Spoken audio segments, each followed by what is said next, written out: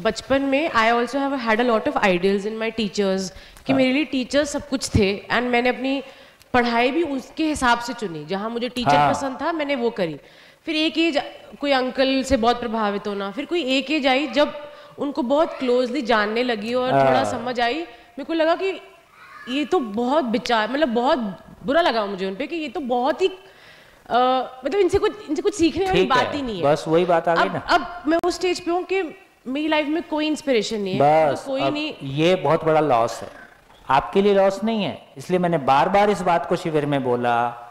अभी मानव जाति की सबसे बड़ी गरीबी ये है कि पैदा होने वाले बच्चों को, जवान बच्चों के सामने कोई एक ऐसा व्यक्तित्व उनको दिखाई नहीं देता जिसको देख के उनको लगे कि यार मेरे को ऐसा होना है। ये हमारी गरीबी है। हमको इंजीनियर दिख जाएगा, डॉक्टर दिख जाएगा, और कोई दिख जाएगा, हमको आदमी नहीं दिखता है। कि जो आदमी ना दिखना है, यही हमारी गरीबी है। सर इसका नेगेटिव इम्पैक्ट एक ये भी हुआ है कि मुझे अब लोग ही अच्छे नहीं लगते हैं। वही होता है भैया, वही होता है दादा। जैसे अब पर हम बात करें को एग्जिस्टेंस की, मेरे को ऐसे नहीं प्यार आता कि क्योंकि मेरे को बहुत अच्छे लोग, मैं आपको बताऊं, बिल्कुल आपकी बात से मैं सहमत हूं, है ना। मैं 24 साल में 1 साल के बच्चे को लेके घर छोड़ के निकला था, खाली हाथ, ठीक। तो मुझको इतने अच्छे लोग मिले, और आदरणीय नागराज जी के रूप में एक ऐसा व्यक्तित्व मिला, बड़ी चट्टान, जिसको देख के आदमी का साइज समझ में आया, यार आदमी क्या चीज हो सकता है। सर उनमें कोई गलती नहीं थी, आपको कुछ नहीं लगा कि यहाँ पे हो गया, यहाँ रह गया, ठीक है ना।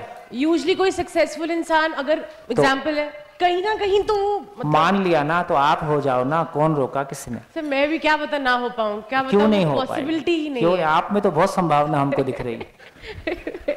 सबको दिख रही कि नहीं दिख रही है? और क्या? तो देखो अब ये समझ में आ गया, जो मैंने पहले भी कहा, हम गलतियों से नहीं सीखते। एक रेफरेंस मिल गया मानव के लिए, मानव की जिंदगी को फिजिक्स और केमिस्ट्री की तरह से खोला जा सकता है। बिल्कुल, मैंने कोई एग्जाम्पल लिया, कोई रेफरेंस नहीं लिया, मतलब किसी महापुरुष का रेफरेंस नहीं लिया, किसी किताब का रेफरेंस नहीं लिया, शुद्ध रूप से यूनिवर्सल, लॉजिकल, प्रैक्टिसेबल ग्राउंड पे सारी बात की, और सारी बात अच्छे से हो सकती है। ये अद्भुत बात है कि मैं लगातार कह रहा हूं कि आप असहमत होने का प्रयास बनाए रखें, और आप किसी बात पे असहमत नहीं हो पाते, क्योंकि सच्चाई ऐसी ही है नेचर में। दृष्टि के अनुरूप सृष्टि हो जाए, और ये बाई एजुकेशन हो सकती है। इसके लिए किसी सरकार की परमिशन की जरूरत नहीं है। हम कम से कम एक ऐसे देश